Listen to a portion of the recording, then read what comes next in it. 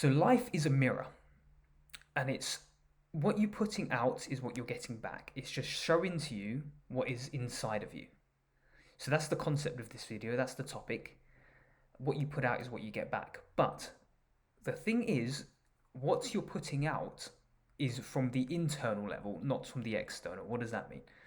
So you could look all nice in society, you could look all like pleasant and friendly, but in your reality, you may be seeing individuals that are, a bit toxic towards you, a bit negative towards you. And what's actually happening is there's a part of you internally that displays those traits. So life is reflecting that back to you through an individual, through people, through circumstances. It's like I say, it's quite easy to fake it. We know a lot of people that put on a mask in society. I'm nice. I'm this lovely person. I love everyone. I treat everyone with respect. But then they go home, and perhaps they're jealous. They're gossiping. They're engaging in toxic activities or toxic traits. And that is what life, or the mirror as we call it, is going to reflect back to you. Because you can't fake this. You can't fake energy. You can't fake the way you are to the universe, to life, to God, whatever you want to call it. So what you actually are is being reflected back to you. And you may think, but I'm not this negative person. I'm not this toxic person. But I have these people in my life. Or I have these people that gossip or always, snooping around, seeing what I'm doing. So really what's happening is they're reflecting back to you a blind spot, a part of yourself that you're not aware of, or maybe you are aware of, but you're just denying it and suppressing it, and you don't want to acknowledge it, because often we think, I'm a good person, I would never do that thing, so it's not part of me. But those people, as I said, that are in your reality are just showing you the part of yourself that you need to work on. But because you're not working on it, that's why these people keep coming up again and again and again, because that is life's way of saying, yo, my friend, you've not acknowledged this thing, so I'm going to keep putting it in your life until you face it, and I'm going to make it worse and worse and worse until you face that thing. So there's a part of you, like it's hard to pinpoint a specific example, but because it's different for everyone. But if there's a part of you that has a toxic trait, maybe you have paranoia or something like that, you'll find that you'll attract people in your life that make you feel paranoid. So you may attract people that are constantly looking at what you're doing, seeing what you're up to, gossiping, talking, you think they're talking behind your back. But what's actually happening, that's showing you the external reality to make you go inwards, to make you look inwards. What's that part of me that's paranoid, that needs healing, that needs working on? So those people are reflecting it back to you to go inwards, but often we don't go inwards. We keep looking outwards. We keep saying that external person's the problem because they keep doing this and they're a paranoid person, or they're gossiping or snooping around, and I don't like being around them because it makes me feel uncomfortable. And that's the thing. You don't like that individual because it's making you feel uncomfortable internally. But really, that's an opportunity to go inwards, as I said already. That uncomfortable feeling that you've got inside, that's the problem itself. So that's the thing that needs acknowledging and resolving, not the person, the external person. Because what actually ends up happening, once you change that internal emotional charge or that trauma or blockage within you, the external often changes. Those people maybe change as well. Just it happens like miraculously. Or that thing no longer bothers you, so those people that you were triggering you before, you can just walk past and it's not even a problem. So I'm just going to have a sip of water.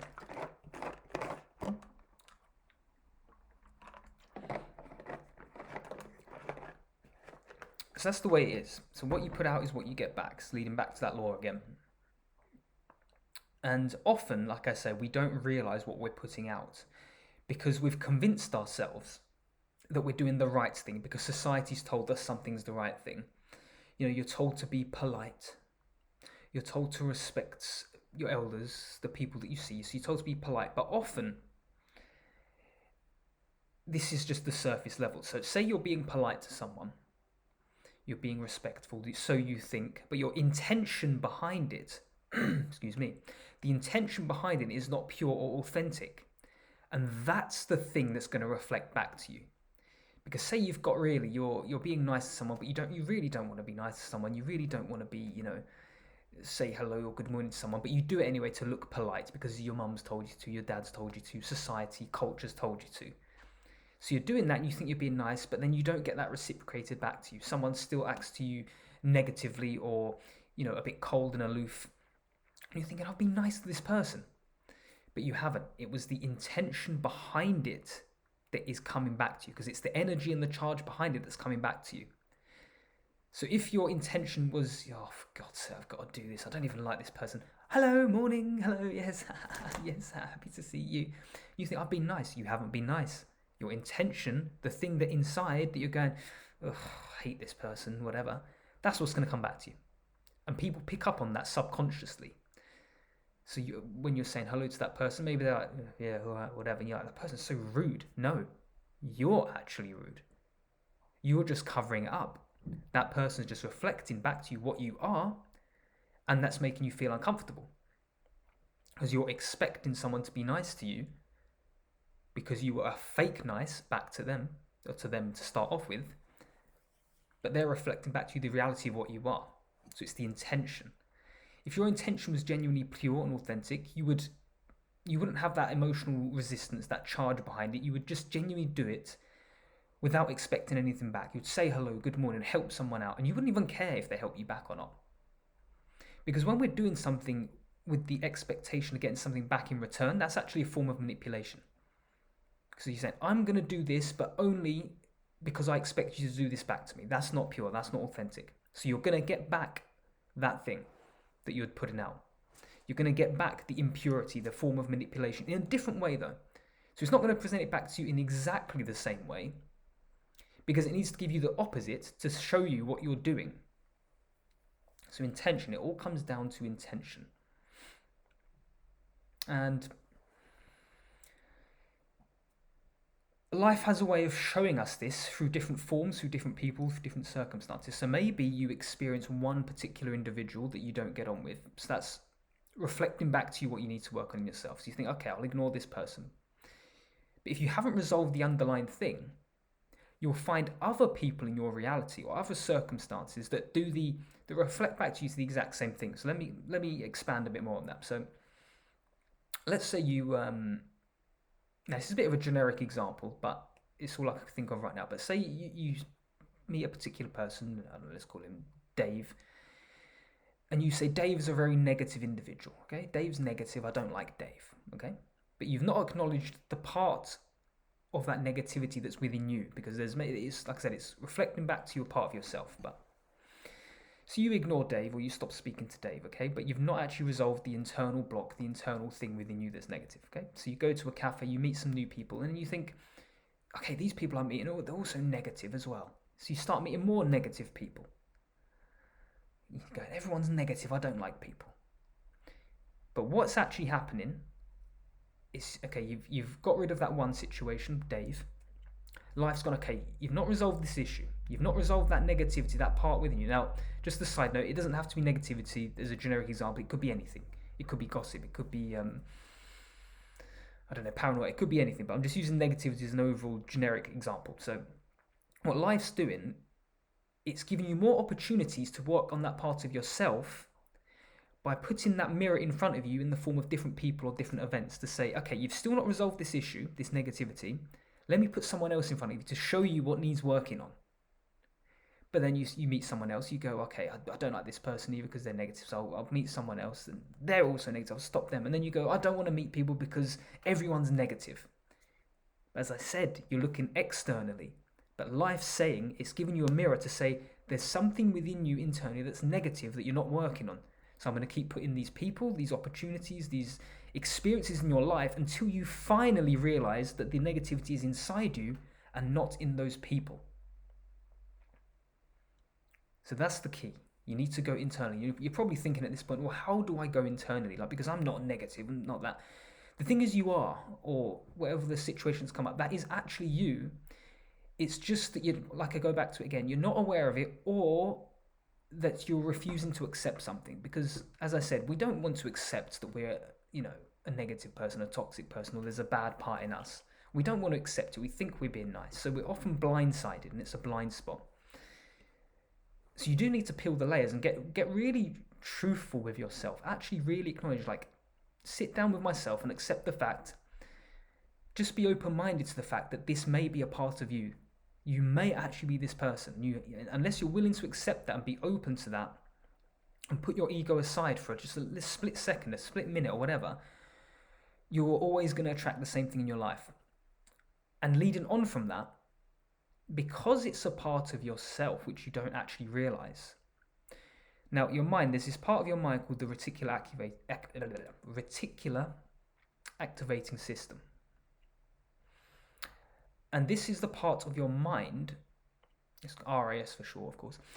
This is the part of your mind that whatever you tell it, it's going to find in your reality. So let's say, using the example again, all people are negative. Let's just say I've got that thought in my mind, which firstly is actually you that's negative, but you've told yourself a story in your head that everyone's negative. So what the mind does, it goes, cool, gotcha. It's like you've inputted a program into a computer and you've gone, it's like a search function, okay? It goes search for only people that are negative. So you've put that command into your brain going, people are negative. So the reticular activator goes, cool, I'll only find people that are negative. So it just looks for negative, only negative people. There could be positive people there. There could be a positive person here, but the mind goes, no, I've got the command negative. Everyone's negative. So it only searches, it filters out people that are negative in this case, okay? So there could be 100 people in the room. Let's say 50 are positive, 50 are negative. It will only find those people that are negative. Once again, that's the command in your head. Like I say, I don't really care if you believe this or not. This is the reality of it, because from personal experience, from research, there's a lot of people talking about this. This is how the brain works, okay? Just a lot of people don't know how it works. So it will only search for those people that are negative. And you go, see, I know, everyone's negative. It's proof. And it becomes a self-fulfilling prophecy, because now you've got the story in your head. Now your brain's also working in alignment with that story to find those negative people or toxic people, gossip people, whatever it is for you. And your reality becomes that. So what's actually happening is you're putting, it's almost like if you put the middle finger up in front of a mirror, the mirror reflects back to you a middle finger. And unless you change that middle finger that you're holding up to it, the mirror reflection is not going to change back, is it? So you just keep holding your middle finger against the mirror and you're saying, why is the mirror not changing? That's the stupidity of it, okay? So if you look in the mirror, you know the mirror's not going to change. You have to change for the reflection to change. But if you're not doing anything to change it, the mirror's not going to change. So that's all you're doing. In, like, I guess that's simplistic terms. So I hope that makes sense. But that's literally what life's doing.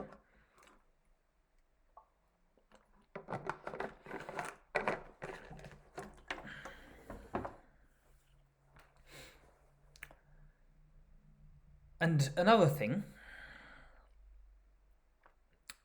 we actually reflect. So what happens is in groupthink as well. This is another part. So it's all good saying individually one person reflects back another person that. But in the group setting, this is where it also,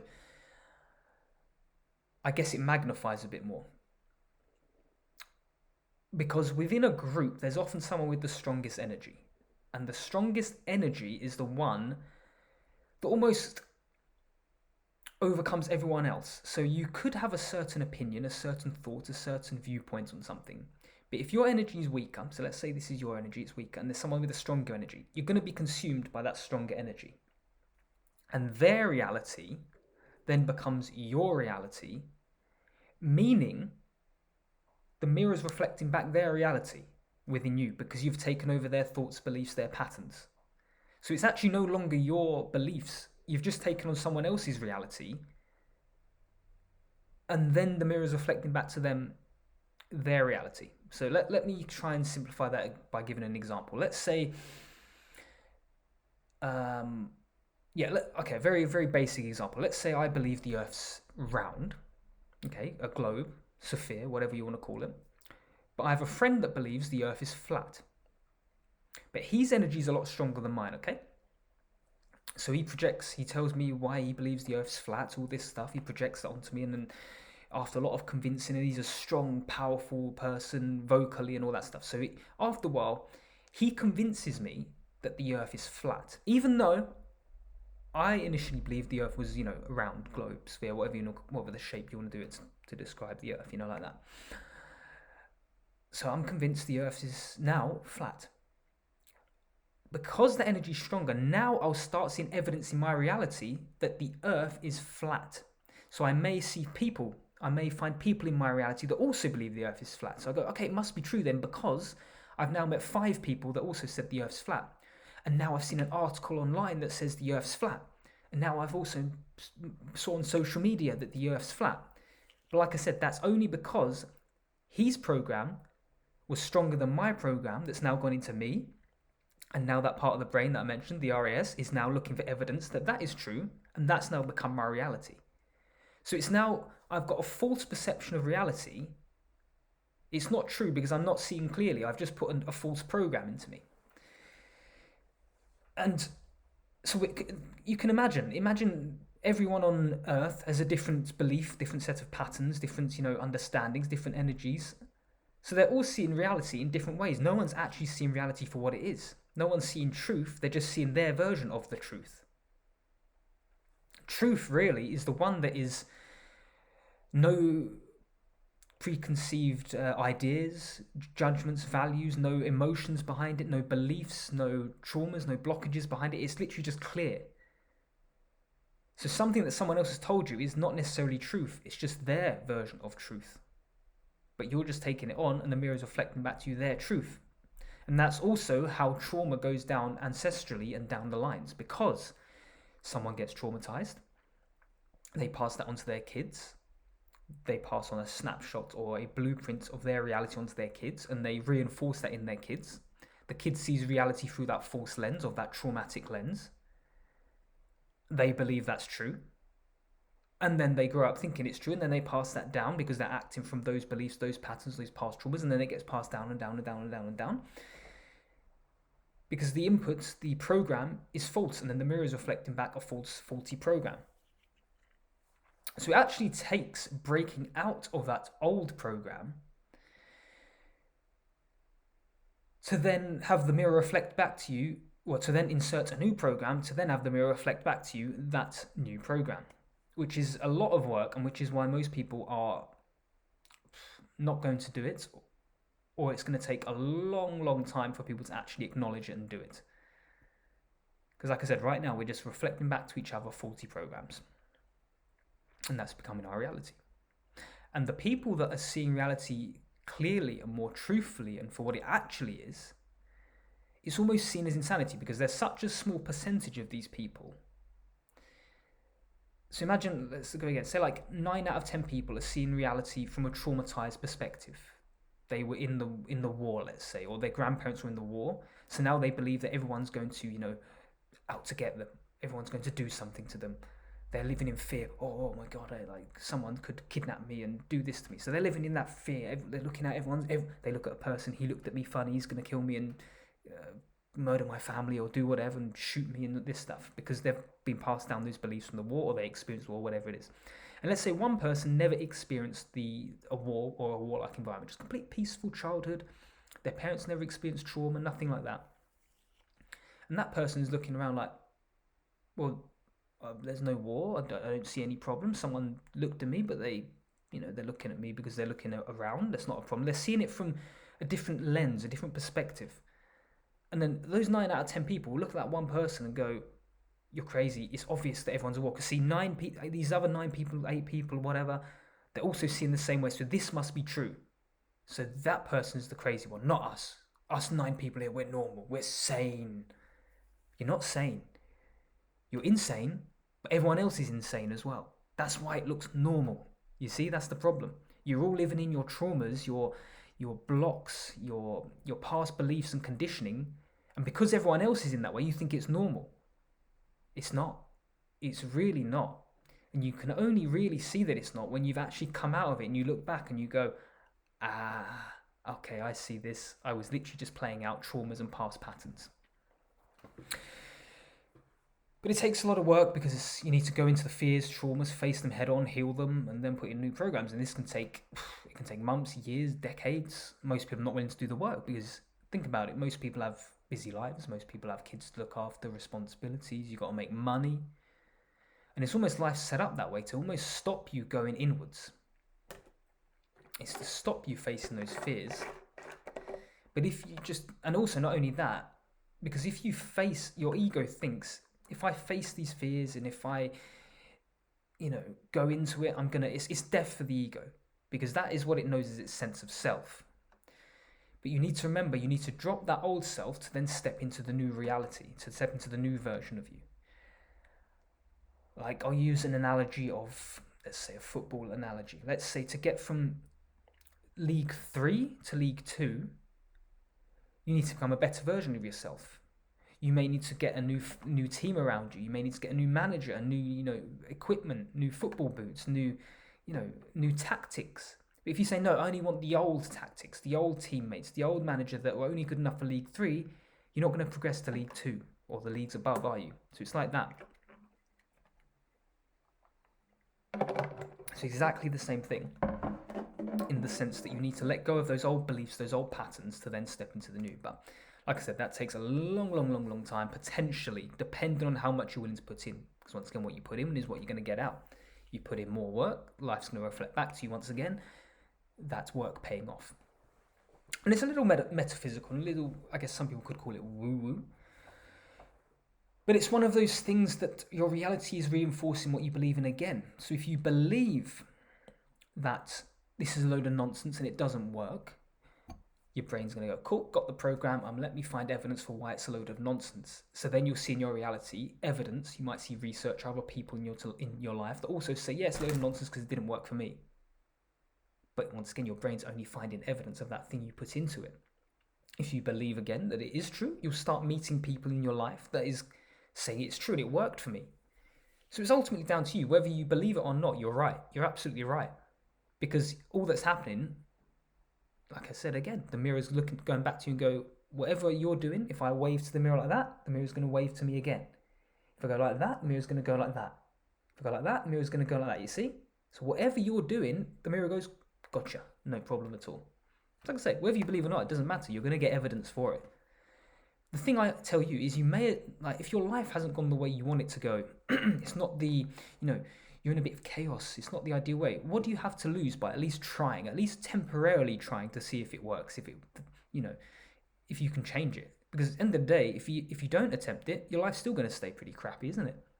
So you may as well at least try it, see for yourself with an open mind. And initially, I will add this. There's a time lag in this reality between you and the mirror. Because we're in physical reality and it's slower, more dense. So initially you'll do it. So say like you wave to the mirror doesn't do anything. Because there's a bit of a time lag, there's a gap between that. And you think, oh, it didn't work. See, I told you it didn't work. No, you need to wait a little bit. Because in this time lag, it may need to be reinforced a few times. So often you wave, the mirror doesn't wave back. You're thinking, it doesn't work, whatever. But this is almost a test from life, from the universe, to see, are you in that actual desired state, that desired reality, before I make this properly happen for you? It's like a little shit test from the universe. Like, I want to see, are you legit, kind of thing, like you've waved, you say you want this, do you really want it? Let me see if you really want it. Because if you really wanted it, you would keep going again, just to make sure it's ingrained within you. So that's what life's doing. It's giving you a little shit test. And after a while, the reality conforms to that, what you believe in. But it will take a few attempts, and it depends on the individual, how much emotion you have behind it, how much charge you have behind it, how much belief you really have behind that reality. So let's go back to the initial one, coming full circle. You initially believe people are negative. So, you want to change. You want to believe people are positive. And it doesn't happen. You don't just go, people are positive. Okay, that's great. No, first and foremost, find the part of you that is negative. Work on that part. Understand why you're negative. What part of you is negative? You have to get really deep into this. And then once you've acknowledged the part of me that's negative is because, I fear people because I think they're out to get me. I have some paranoid thoughts and I think they're out to get me. So that's the negative part of me. So once you dig deep, you shine more light on it, understand why, where it's come from. Understand that perhaps this is just my false lens. Maybe I'm just wearing multicolored glasses that's not showing the right color of reality, the right view of reality. You need to peel off the layers to understand the deep root cause of it first. And then after some time you've done that, you want to believe that people are positive. You see that people are happy, positive, everyone's loving. Okay, so you go out into society, you say people are positive, you believe it, you put that new program, you start being I'll have to add, you have to take action as well. Sorry, just to, going a little bit all over the place, but you have to actually input those programs and take action on it yourself. Like, you can't say everyone's negative, so I'm going to be negative back, because then you'll get negativity from the mirror. So you have to start being positive yourself. So you'll go out into society, you say, okay, I'm going to act positive because everyone's positive, I believe it. You act positive. So, good morning, Susan. Have a great day, whatever. And then Susan or whatever doesn't, she just blanks you. I'll go away. That's the little shit test, you see, the test from the universe to say, you said people are positive. Do you truly believe it when something doesn't go your way? Because a truly positive person, yeah, they wouldn't react negatively if someone would react negatively to them. A truly positive person is positive no matter what's happening externally. So you say, hello, morning, Susan. Oh, go away. I don't want to speak to you. Positive person will go, okay, fantastic. You still have a great day. I'm going to have a great day. And they'll get on. They'll still be positive, still happy. You see? If you haven't ingrained that state and you actually are still negative internally, you'll say, morning, Susan. Susan goes, oh, go away. And you go, oh, go away. I don't like you anyway. She's a stupid woman. I don't like her. Oh, it's ruined my day. That's the part of you that's negative, you see? You say, I'm not negative. You are. You reacted negatively when someone didn't give you the response you wanted. You've tried to manipulate them unconsciously. You've gone, I'm going to be positive, but if you are not positive back to me, I'm going to be negative to you. Negative person, you see? So you thought you were positive because you said hello. But internally you weren't truly. You hadn't maintained that state. That's the point I'm going to make. So if you've truly maintained it internally, no matter what the external's saying, you'll still be positive. They don't say hello, you'll be positive, no problem, you'll still have a great day. And eventually, the more you do that, that's when the external changes. And after a while, it may take weeks, it could take months, who knows? There's a different time frame for everyone. It depends how deep your limiting beliefs are.